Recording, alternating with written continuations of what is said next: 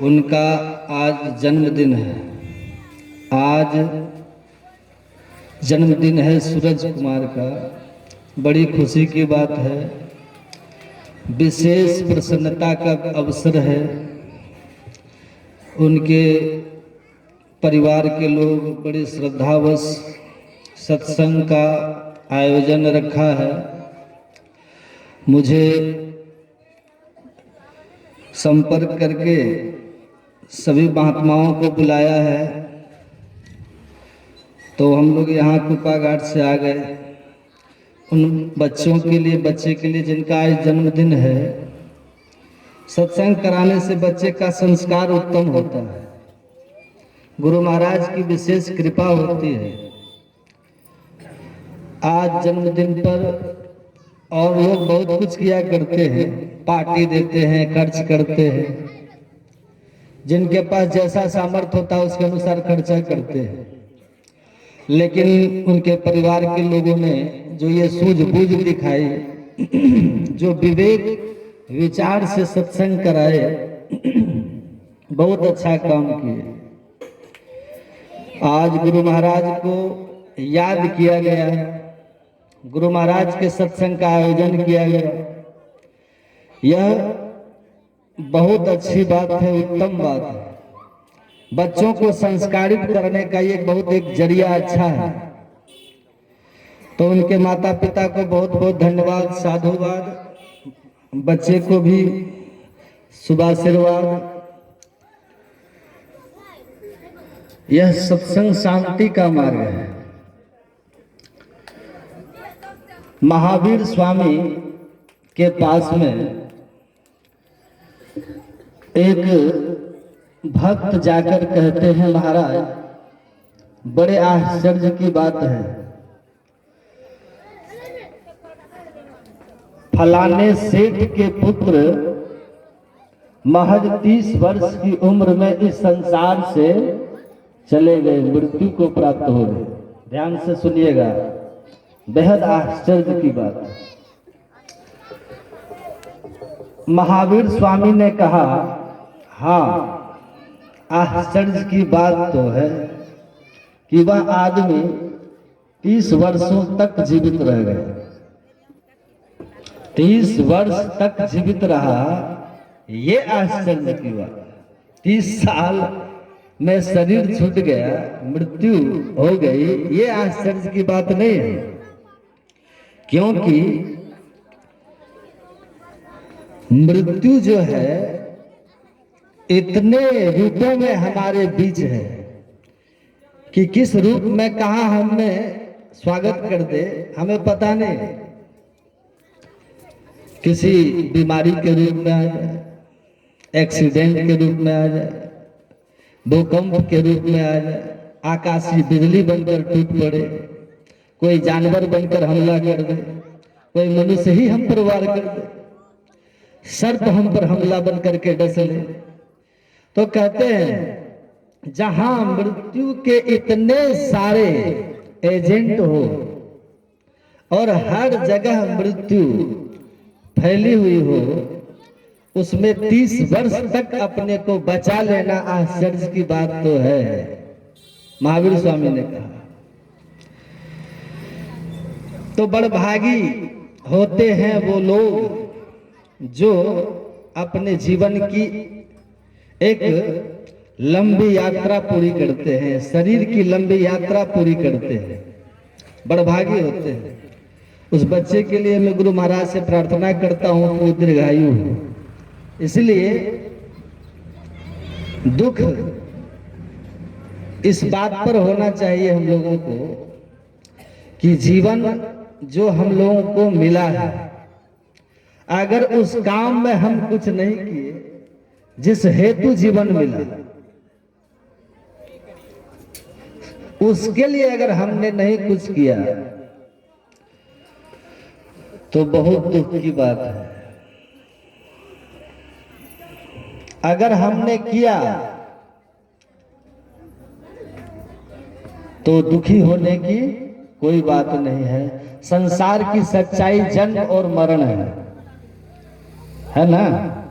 अपना काम करके संसार से जाइए। आपन काज सवारो रे, झट ही करो निज काम। वह निज का काम जो है वो क्या है? ईश्वर का दर्शन, उसका प्रयत्न। जो हम हैं, हमारा निज काम क्या है? गुरु महाराज कितना सरल सहज समझाते हैं कि आंख का काम क्या है? रूप विषय को ग्रहण करना यानी देखना। कान का काम सुनना। जिह्वा का काम स्वाद। नाक का काम गंध का निर्णय। त्वचा का काम स्पर्श, गर्म ठंडा पता करना। तो ये इंद्रियां एक एक अपना काम कर रही है, तय है। इंद्रियों के अपने अपने काम तय है। तो आपका क्या काम है? देखिए, आप कौन हैं? आपका क्या काम है? आप जो हैं वो कहाँ हैं? कैसे आप अपने को जान पाएंगे? तो आपका निज काम जो है, अगर उस काम के लिए अभ्यास हुआ है, हमारा निज काम क्या है? ईश्वर को ग्रहण करना। चेतन आत्मा का निज काम ईश्वर दर्शन करना है। तो ईश्वर दर्शन के लिए अगर हमने प्रयत्न किए, प्रयास किए, सत्संग ध्यान किया, तो जीवन की जो भी समय सीमा हो या हो, अरे जीवन किसको कहते हैं? जन्म किसको कहते हैं? जीवन की बहुत सरल परिभाषा महर्षि रमन कहते हैं, जड़ शरीर। ये जो हमारा स्थूल शरीर है, इसके साथ चेतन आत्मा का जो संबंध है, इसको जीवन कहते हैं। और इस जड़ शरीर के साथ चेतन आत्मा का संबंध छूट गया, इसको मृत्यु कहते हैं। जन्म और मृत्यु क्या है? एक स्थूल शरीर के साथ छूट जाना, ये मृत्यु है। अब पुनः चेतन आत्मा जो तीन जड़ शरीरों के साथ थी, सूक्ष्म कारण महाकारण, उस पर पुनः जड़ शरीर का एक आवरण चढ़ जाना, लेप चढ़ जाना, यही जन्म है। यही जन्म है। तो जन्म और मृत्यु, शरीर, एक शरीर का जुड़ना जन्म और छूटना मृत्यु है। लेकिन महत्वपूर्ण बात क्या है कि ये जो शरीर छूटा तो कैसा कर्म करके छूटा। कहते हैं संत, आप बाइबल में पढ़ेंगे, वो ईसा मसीह की एक वाणी आती है कि death is not the end of life. मृत्यु जो है वो जीवन का अंत नहीं है। ये तो शरीर छूट गया बस। तो मृत्यु क्या है? तो कहते हैं कि death is the beginning of new life. मृत्यु तो एक नए जीवन की शुरुआत है, एक नए जीवन की शुरुआत है। सावधान करते हुए कहते हैं, विवेक सावधान, that new life completely depends on the action performed in this life। और वो जो नया जीवन है, जो जन्म है, वो पूरी तरह इस बात पर निर्भर करता है आपका जीवन कि शरीर में रह करके आपने कर्म कौन कौन से किए थे, कैसे किए थे, आपके कर्म कैसे थे। The direction of life decides the hand of heaven in the world, the one beyond। आपके जीवन की जो दिशा है, इस शरीर में रह करके जो आपने कर्म की दिशा तय की थी, वो तय कर देगा कि आपका अगला जन्म जो है वो नरकमय होगा कि स्वर्गमय होगा। मतलब दुखमय और सुखमय जो होना है वो तय हो जाएगा। तो कहते हैं मृत्यु तो आती ही है, जन्म हुआ है तो जातस ही ध्रुवो मृत्यु। तो मृत्यु से घबराना नहीं है, अपने कर्म पर नजर रखना है। अपनी ओर निहार तुझे क्या परी परारी।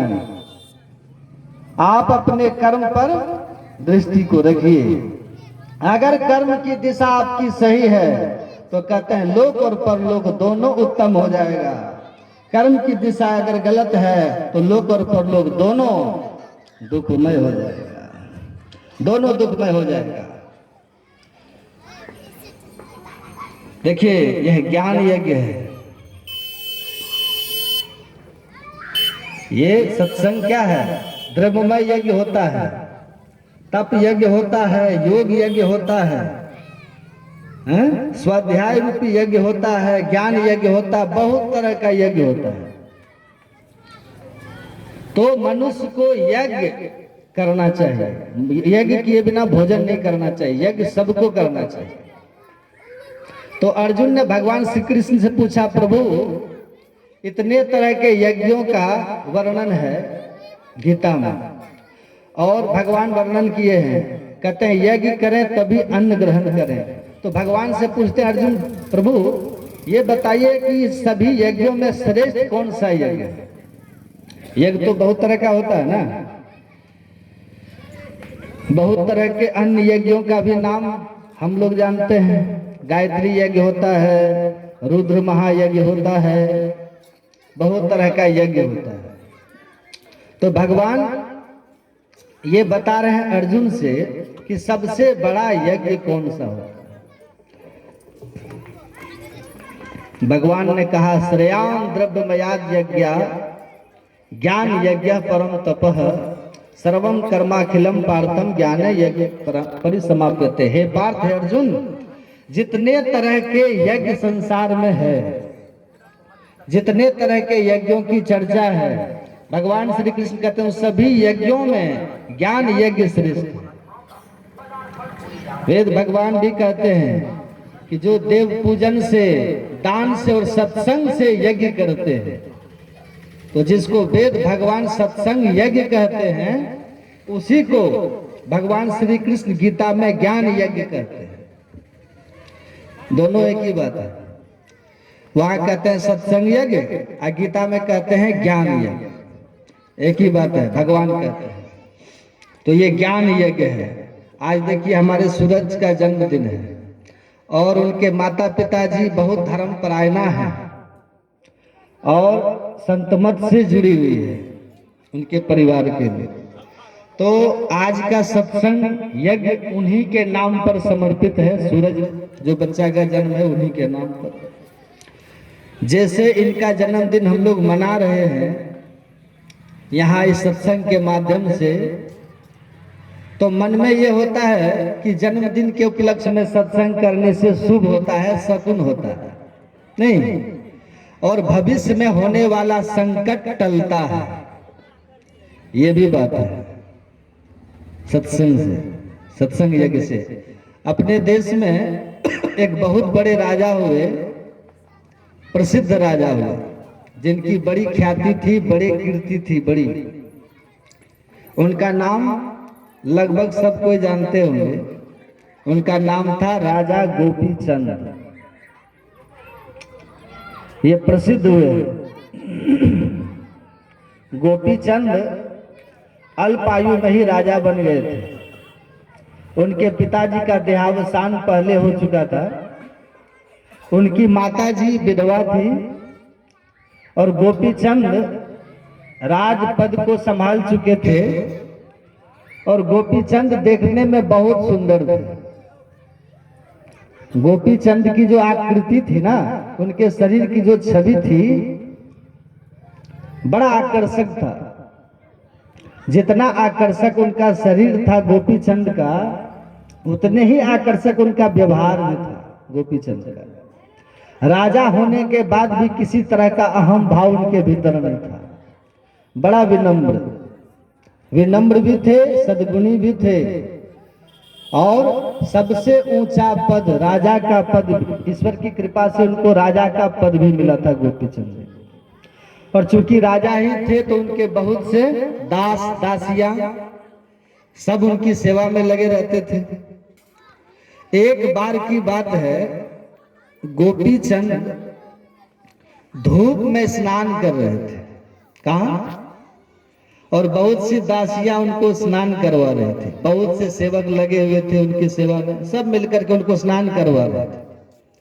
और उनकी जो माता जी थी ऊपर में, कई मंजिल ऊपर छत पर, वहां से उनकी नजर पड़ती है, नीचे में गोपीचंद स्नान कर रहे थे, सब मिलकर के उनको स्नान करवा रहे थे। तो माता जी की नजर पड़ती है गोपीचंद के ऊपर, ऊपर से गोपीचंद का दिव्य शरीर देखा उनकी मां ने, दमकता हुआ शरीर, दिव्य सौंदर्य, मानो उनके शरीर से छटाएं निकल रही है।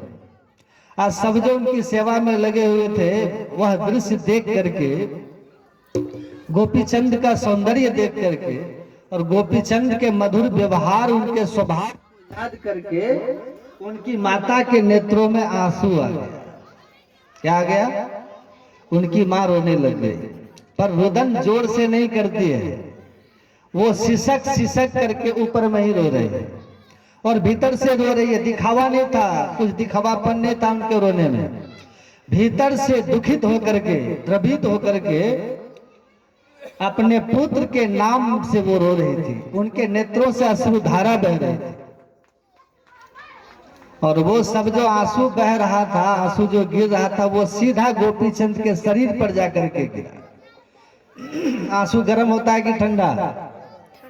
आप रोके देखिएगा कभी। आप आंसू भी दो तरह का होता है, एक होता है सुख का आंसू, एक होता है दुख का आंसू। जो सुख का आंसू होता है ना, वो ठंडा होता है, क्योंकि लोग सुख में भीतर से तृप्त होकर के, शांत होकर के तब रोते हैं, तो उसमें ठंडक होती है, शीतलता रहती है।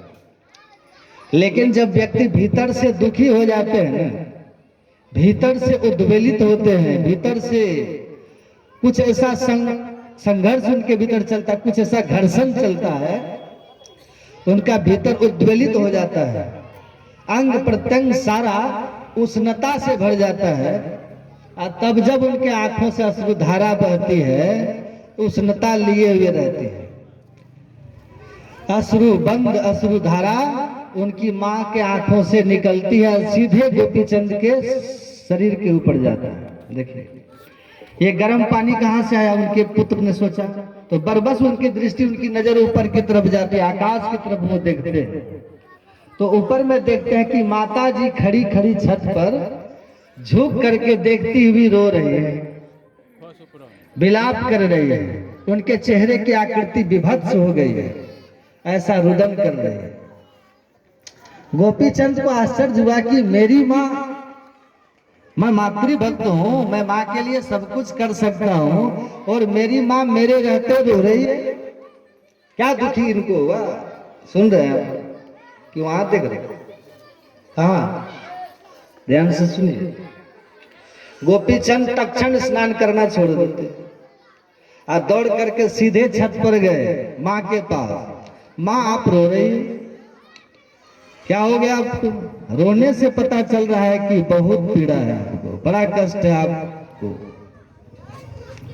भीतर से व्यथित है, हाँफ रही है, मानो बहुत डरी डरी सहमी सहमी सी है।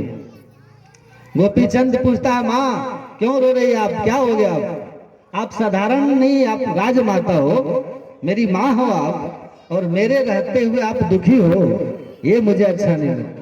कहिए क्या कष्ट है, क्या दुख है आपको?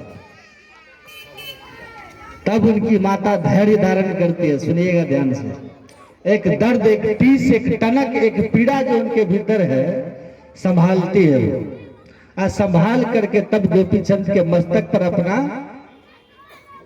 हाथ करुणा से भरा हुआ कर उनके सर को संभलाती है, और बहुत प्रेम से, बहुत अपनत्व के भाव से, हृदय के प्यार को उड़ेलते हुए उनकी मां कहती है कि पुत्र मुझे कोई कष्ट नहीं है, मुझे किसी ने दुख नहीं दिया है, बस तेरे सौंदर्य को देख करके रोना आ गया, तेरे सौंदर्य को देख करके, तेरे साम्राज्य को देख करके, तेरी सुख सुविधाओं को देख करके मुझे रोना आ गया। गोपीचंद को थोड़ा धैर्य मिला और फिर गोपीचंद कहते हैं इसमें रोने की क्या बात है, इसमें तो तुमको खुशी होनी चाहिए ना। मैं सुंदर हूं तो तुम्हारा हूं ना, मेरे पास साम्राज्य है तो तुम्हारा है, मेरे पास सुख सुविधा है तो सबके सब तुम्हारी है माँ। फिर रोना इसमें क्या, इसमें रोने की बात कहां से आई? आपको तो खुश होना चाहिए ना, आपको तो सुखी और होना चाहिए, प्रसन्न होना चाहिए माँ। आप रो क्यों रहे हो? तब गोपीचंद की माँ कहती है बेटा तुम सुंदर तो बहुत हो, पर ये सुंदरता तुम्हारी शाश्वत नहीं।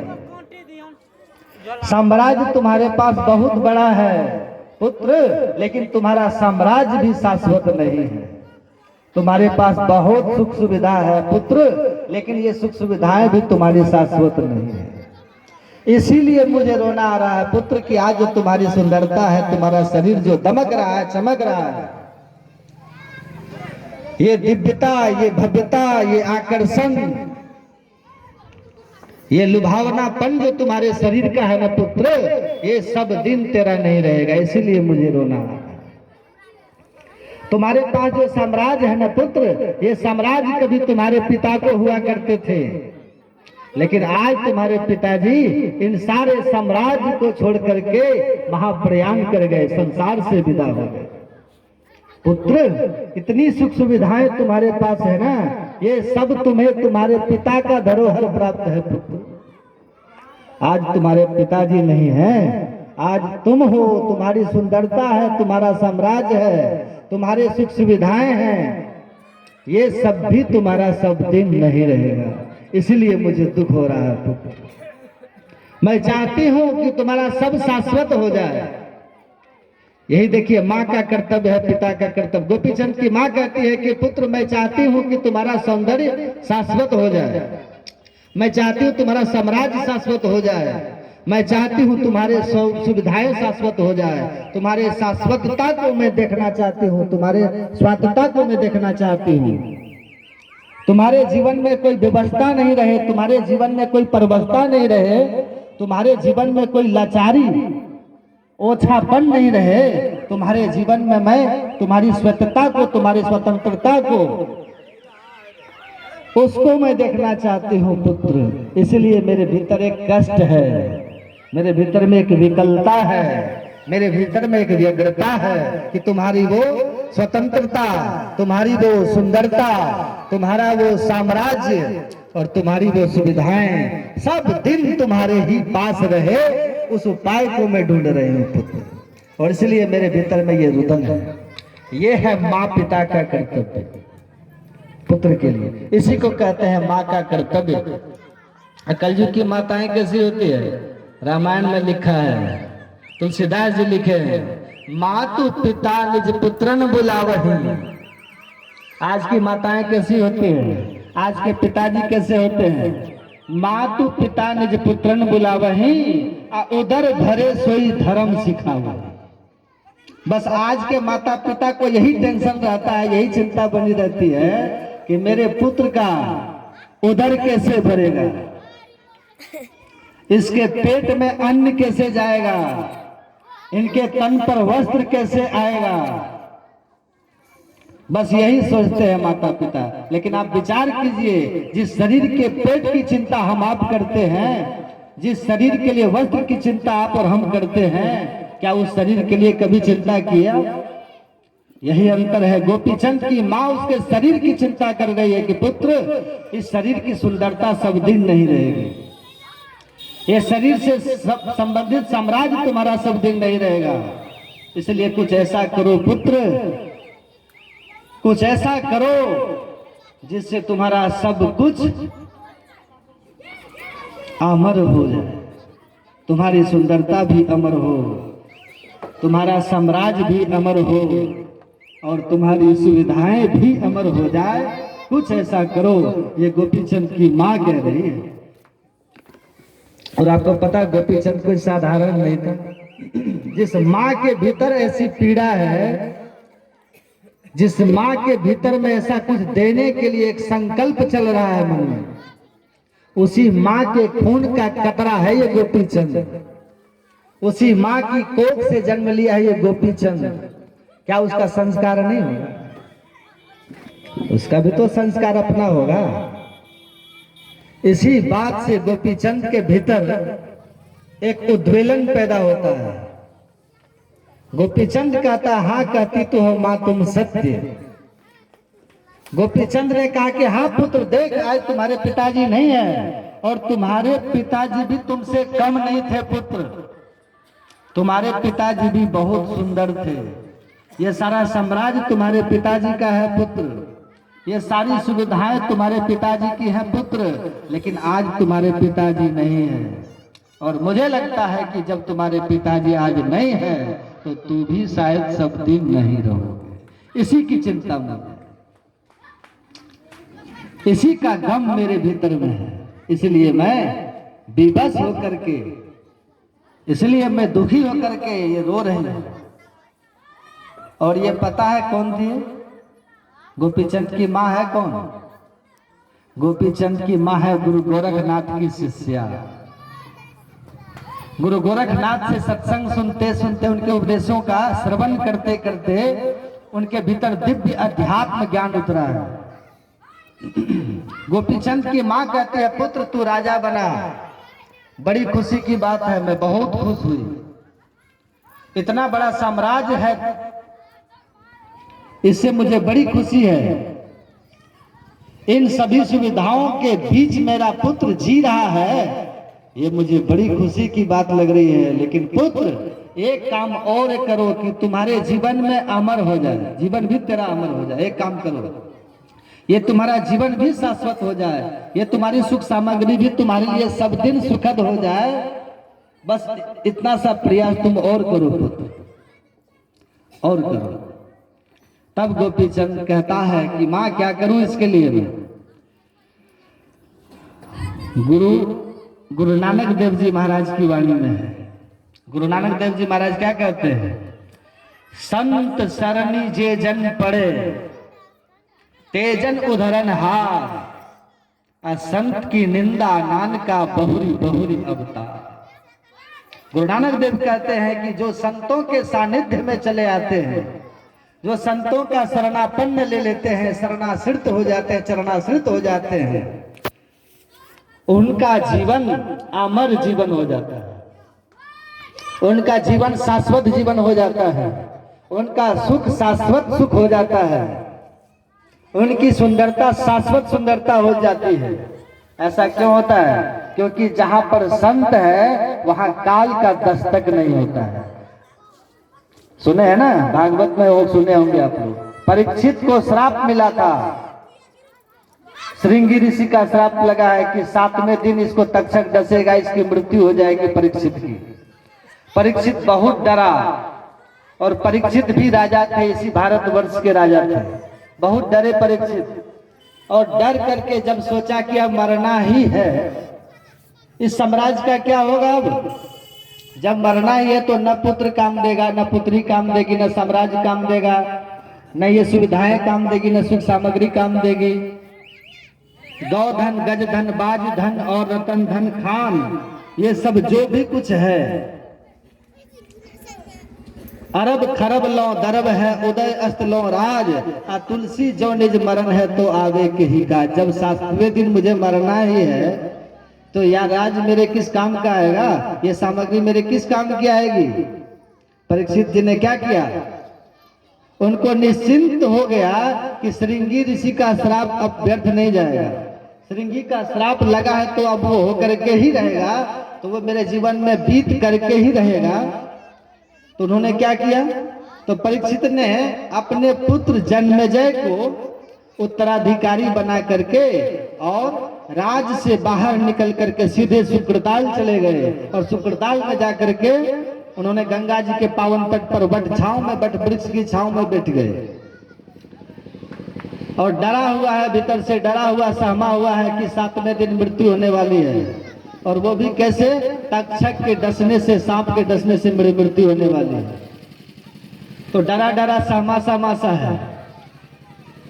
बहुत से ऋषि मुनि लोग आए हैं वहां, क्योंकि पता चला कि परीक्षित को वैराग्य हुआ है, श्रृंगी का श्राप इसको लगा है, ये डरा हुआ, इसको विरक्ति हो गई है, और सबका परित्याग करके अपने पुत्रों को समर्पित करके साम्राज्य ये शुक्रताल चला गया है, गंगा के पावन तट पर बैठा हुआ है।